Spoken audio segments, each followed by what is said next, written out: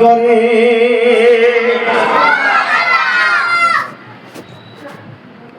ও আমার দুনিয়াদার মালিক উমাইয়া জেনে রেখে দাও, শুনে রেখে দাও, তুমি যত আমায় জুলুম দাও, যত আমাকে নির্যাতন করো, আমার বুকের উপরে বড় বড় পাথরগুলো রেখে দাও, যা আমার দ্বারাই বরদাস্ত করা সম্ভব নয়, কিন্তু ও মাইয়া তুমি যত আমায় কষ্ট দাও, আমি কোন রব্বুল আল্লাহ, আমি যাকে রব বলে স্বীকার করেছি তার থেকে 1 ইঞ্চি সরব না, তুমি যত আমায় কষ্ট দেবে, আমি বেলাল এই উত্তপ্ত বালুকার উপরে এসে আমার আল্লাহর দয়ার জান্নাতের ঘ্রাণ সুবহানাল্লাহ। ইমানদার তো এরকম হওয়া দরকার। আজকে আমাদের ইমান কি? সকালে থাকে তো বিকালে নাই, বিকালে থাকে তো সকালে নাই। আমার ভাইরা, যুবক জওয়ানেরা, হযরত বেলাল রাদিয়াল্লাহু তাআলা আনহু তার এই কথাগুলো শোনার পর উমাইয়া ভীষণ রাগে রেগে গেল। রশি পায়ের খুলে দেওয়া হলো, হাতের রশি বেঁধে ঘোড়া নিয়ে আসা হলো, ওই ঘোড়ার সঙ্গে বেলালকে বেঁধে দেওয়া হলো, দেওয়ার পর ঘোড়া ছুটিয়ে দেওয়া হলো। আমার ভাইরা, ও যুবক জওয়ানেরা, ও মগরাজবাসী বিন্দুগণ, শুনে রেখে দেন, ঈমানওয়ালার এত দাম। হযরত বেলাল রাদিয়াল্লাহু তাআলা আনহুকে ঘোড়ার পিছনে বেঁধে দিয়ে ছুটিয়ে দেওয়া হলো। ঘোড়া দৌড়াচ্ছে তার তীরের গতিতে। বেলাল তার গোটা শরীর ছাল চামড়া কেলিয়ে কোনো জায়গায় গোশতের টুকরা খুলে খুলে পড়ে যায়। তারপরও বেলালের জবানে এতটুকু কথা নাই। উমাইয়া, আমি অন্তর থেকে বলছি না, আমি মনে মনে বলছি, ও উমাইয়া, এই দুনিয়াতে একটু বাঁচার জন্য তুমি আমাকে রেহাই করে দাও, আমার হাতটা খুলে দাও, এই ঘোড়ার লাগাম থেকে আমায় বাঁচাও। বেলাল বলে না, বলে না, বলে না, আর বেলাল বলে, ও রব্বুল আল্লাহ, ও আল্লাহ, আমি তোমার উপরই মান এনেছি, তোমার এই পথ থেকে যেন আমি বিচলিত না হই, সুবহানাল্লাহ। আমি যেন এই রাস্তা থেকে সরে না যাই। জোরে বলুন সুবহানাল্লাহ। আমরা একটা কথা আমরা বাংলায় বলি, এই বিপদ সামনে হলে জীবন বাঁচানো ফরজ, বলি না? তাদের হযরত হোসেন রাদিয়াল্লাহু তাআলা আনহু কারবালার ময়দানে যখন সীমা তার বুকে বসে আছে, গর্দানটা কেটে বডি থেকে মাথা আলাদা করবে, ওই মোমেন্টে হযরত হোসেন রাদিয়াল্লাহু তাআলা আনহুর জীবন বাঁচানো ফরজ ছিল না? কি ভাই, আমরা বলি তো কথাটা, জি, সামনে বিপদ হলে জীবন বাঁচানো ফরজ, মিথ্যা কথা বলা যায়? তাদের কাছে ছিল না ফরজ? কখনো নয়। আল্লাহর সৈনিক যারা হয়, যারা আল্লাহর ইবাদী বান্দা হয়, আল্লাহর উপরে যারা ভরসা করে, ইস্তেকামত থাকে, তারা কখনো কোনো মুশরিক, কোনো বেদিনকে ভয় করে না, আর কোনো জুলুম অত্যাচারকে ভয় করে না, বরং তাদের উপরে যত জুলুম করা হয়, আল্লাহ তাদের সম্মুখে জান্নাতের ঘ্রাণ পাঠিয়ে দেয়। সুবহানাল্লাহ। সান্ত্বনা তো দিতেই হবে বান্দা। আমার ভাইয়ারা, যুবক জওয়ানেরা, ওই এলাকাবাসী বিন্দু, আমি যে কোরআনের আয়াতখানা পড়েছিলাম, ইয়া আইয়ুহাল্লাযীনা আমানু তাকুল্লাহা ওয়া কুনু মা'আস-সাদিকিন। জালালউদ্দিন রুমি বলেছেন, আল্লাহ ওয়ালার হুকুমের মজলিসে বসলে, কামেল ওলি আল্লাহর হুকুমের মজলিসে যদি কোনো মানুষ বসে, 100 বছরের বেরিয়া ইবাদতের সওয়াব পাবে। ও আমার ভাইরা, ও যুবক জওয়ানেরা, ওই এলাকাবাসী বিন্দু আপনাদের বলে যায়, বেরিয়া ইবাদত কাকে বলে?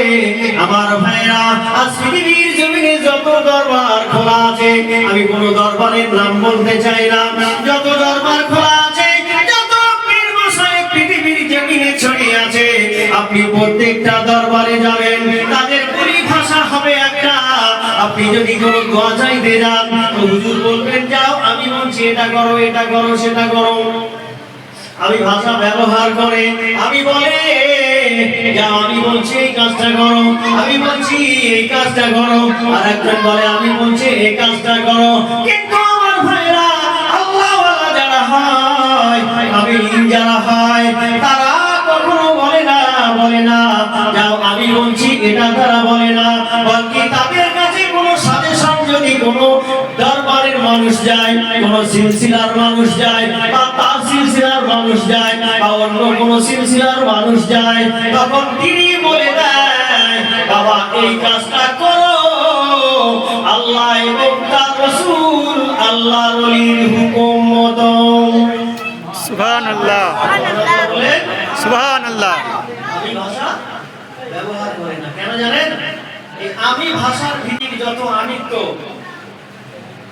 টাকা পয়সা ধন সম্পদ বিবি বাচ্চা ব্যবসা বিজনেস গাড়ি বাড়ি সমস্ত কিছু আমার ভিতরে লুকিয়ে আছে।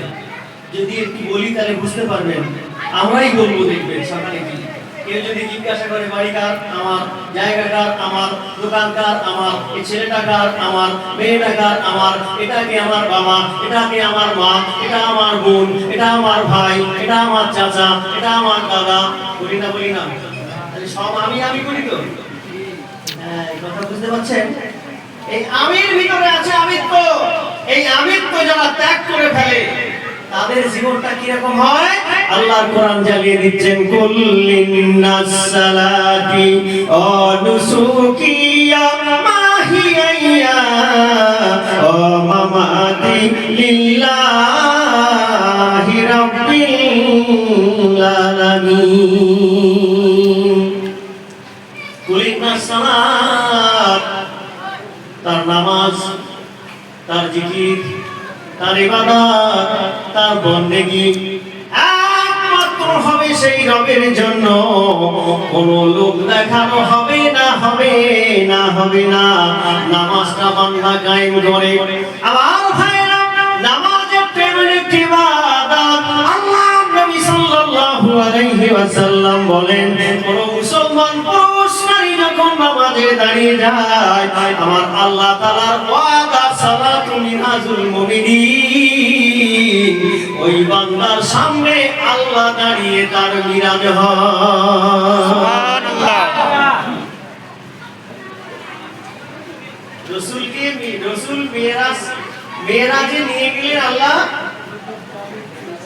সাত আসমান পাড়ি দিয়ে সিদরাতুল মুনতাহা, ওখান থেকে আরশ মাওলা, আরো কত জায়গায় ফিরে আসার সময় আরশে মহল্লার কাছে দাঁড়িয়ে আছেন। আল্লাহ জিজ্ঞাসা করছেন, হাবিব মন খারাপ কেন? তোমার সঙ্গে আমার দেখা হলো, কথা হলো, লাইভ করছে নাকি? তোমার সঙ্গে আমার দেখা হলো, কথা হলো, খুশ খবরই হলো, সব কিছু হলো, আমার মন কেন খারাপ? আল্লাহর হাবিব দয়ার নবী বলেন, ও আমার আল্লাহ, ও আমার মালিক, আমার সঙ্গে তো আপনার সাক্ষাৎ হলো, আমার সঙ্গে তো আপনার কথা হলো, আমি তো আপনাকে দেখে গেলাম, কিন্তু আমার উম্মত তো দেখলো না। ও আমার আল্লাহ, আমার উম্মত কি আপনাকে দেখতে পাবে না?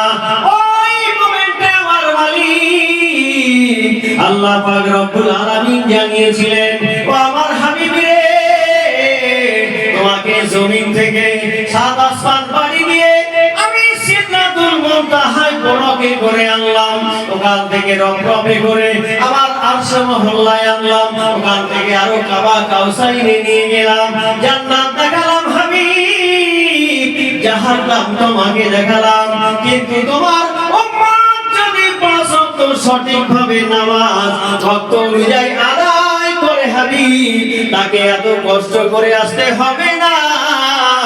তোমাকে এনেছি আমার বাড়িতে, আর তোমার উম্মতেরা যদি পাঁচ ওয়াক্ত নামাজ ঠিকমতো আদায় করে, আমি আল্লাহ